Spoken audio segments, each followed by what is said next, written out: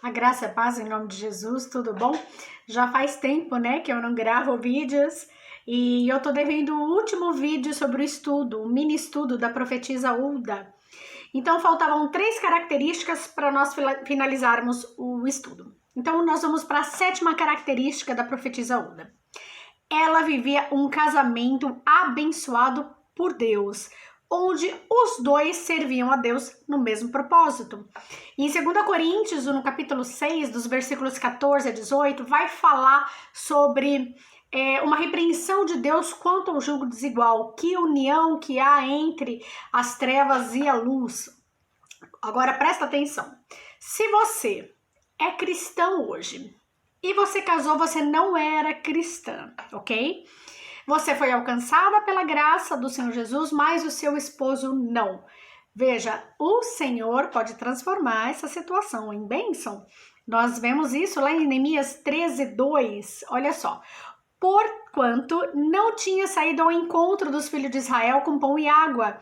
Antes contra eles assalariaram a Balaão para os amaldiçoar. Porém, o nosso Deus converteu a maldição em bênção. Deus pode converter um relacionamento em bênção, né? Do mesmo jeito que você foi alcançada pela graça, o seu esposo também pode ser.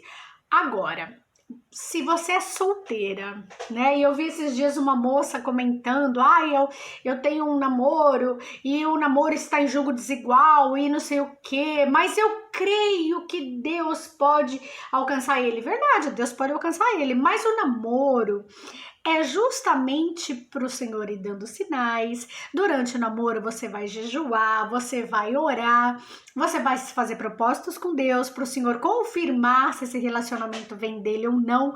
Então assim, por que que você vai casar com alguém, você sendo cristã e o homem não é cristão? Me fala.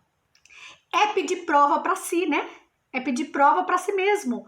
Então, não caia nessa bobagem, Deus te manda sinais, né? No mundo, nós nos unimos em casamentos por causa da paixão, por causa do desejo, com Deus não é assim que funciona. O Senhor, ele une propósitos. Mas eu vou casar com alguém que eu não ame? Não é isso que eu estou dizendo. Eu estou dizendo que o propósito de Deus é muito maior do que as nossas vontades carnais, entende? O Senhor une propósitos. Você vai ver que Hulda e o marido dela serviam a Deus no mesmo propósito, ok?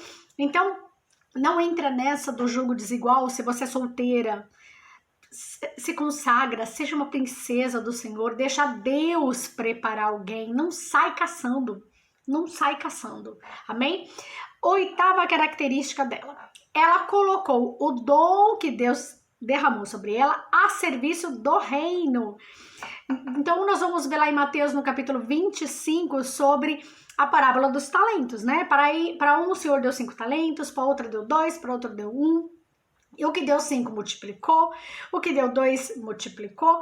Aquele que recebeu 1 talento, ele enterra o seu talento.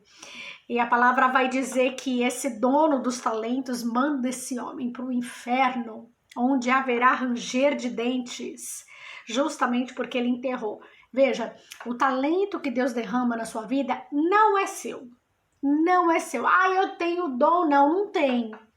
É de Deus, o talento é de Deus e ele tem que ser usado para o reino de Deus, para o avanço do reino. A unção de Deus, ela é irrevogável, é verdade, mas naquele grande dia o Senhor vai cobrar. E aí? Eu te dei dom de evangelizar, você pregou minha palavra para alguém? E eu te dei dom de cura, você impôs as mãos sobre os doentes? Então o Senhor, ele vai cobrar os talentos que ele te dá. Tá? Então não adianta você ficar aborrecida, mas eu tenho um talento só, o fulano tem 5. É ele com Deus, é você com Deus. O Senhor vai te cobrar o que ele te deu. Não importa quantos talentos são, mas Deus vai te cobrar. Se for 1, se for 5, se for 10, o Senhor vai te cobrar. Amém? Então o dela usou o talento que Deus deu para ela para o avanço do reino. 9ª características. Por 4 vezes é anunciada a expressão Assim diz o Senhor, assim diz o Senhor, enquanto Hulda profetizava. Isso mostra que ela compreendia a responsabilidade e a oportunidade de ser um canal ao qual Deus transmitia a sua palavra. Ela tinha discernimento de saber que a palavra vinha de Deus, era Deus que estava usando ela, né? E a palavra de Deus, ela confronta muito a questão do falso profeta. Você vai ver lá em Deuteronômio, no capítulo 13, que o falso profeta, se ele profetizasse e aquilo não acontecia, ele era punido com a morte, tá? Tá lá em Deuteronômio, capítulo 13. Você vai ver também em Jeremias, capítulo 23, Jeremias falando o seguinte: aquele que teve um sonho, conte como um sonho, né? Então, às vezes o Senhor fala algo pessoal para você e você sai entregando, às vezes não é para você entregar, às vezes é só para você orar, né?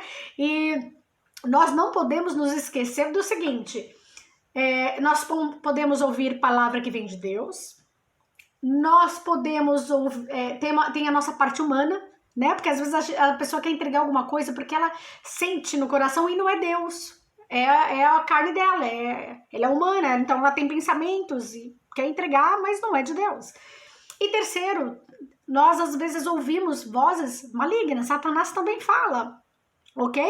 E às vezes você nem percebe que está sendo usado pelo diabo, você não percebe.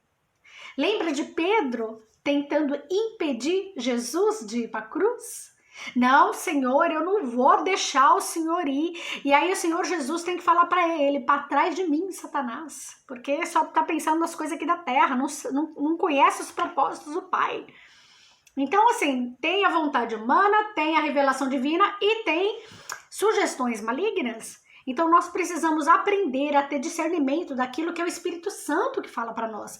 Eu não sei se você sabe, mas muitas das seitas e heresias nasceram de alguém que teve uma revelação particular, às vezes até veio de Deus essa revelação, só que essa pessoa ela cria uma doutrina em volta daquilo e acaba criando uma seita. A maioria das seitas e heresias nasceram dessa forma. Pessoas que tiveram uma revelação pessoal e colocaram aquilo como doutrina. Revelações que às vezes foram de Deus, revelações até que às vezes vieram de Satanás e as pessoas criam religiões em volta disso, tá? Então nós falamos das 9 características de Hulda. Então, só recapitulando, vamos lá. A primeira, ela não estava em evidência, tá? Ela não precisava se promover, tá? Ela não precisava aparecer. A segunda, ela foi chamada pelo rei na hora certa. Deus tem uma hora certa para nos solicitar. Terceira, ela se alegra com o avivamento, o projeto do rei Josias de restaurar o templo, de buscar o avivamento, ela se anima com isso. Quarta característica, ela conhecia as escrituras, ela estudava a palavra de Deus, ok? Quinta característica, ela era feminina, mas ela não era feminista. Ela sabia o lugar que Deus tinha para ela não precisou passar por cima de ninguém. Sexta característica, ela se preparou para o momento que Deus ia usar ela, né? Eu já falei isso, que às vezes tem profetas na Bíblia, você vai ver inclusive lá nos livros dos profetas menores, às vezes eles passavam a vida inteira em jejum, oração, consagração para Deus dar uma revelação para eles. Então, a Hulda é a mesma coisa, ela se preparou para o momento, você pode ver, você não vai ver mais falar dela na Bíblia. Ela foi usada naquele momento e ela se preparou para ser usada naquele momento. Sétima característica, nós falamos do casamento abençoado, ela não estava em julgo desigual. Oitava característica, ela colocou o dom que Deus deu para ela a serviço do reino. E nona característica, é onde ela fala, assim diz o Senhor, ela compreendia a responsabilidade daquilo que Deus estava entregando para ela. Amém? Que nós possamos aprender com a profetisa Hulda, ela tem muito a nos ensinar. Que nós possamos seguir essas características. Eu espero que esse mini estudo para saber um pouquinho mais da profetisa Hulda tenha sido bênção na sua vida, amém?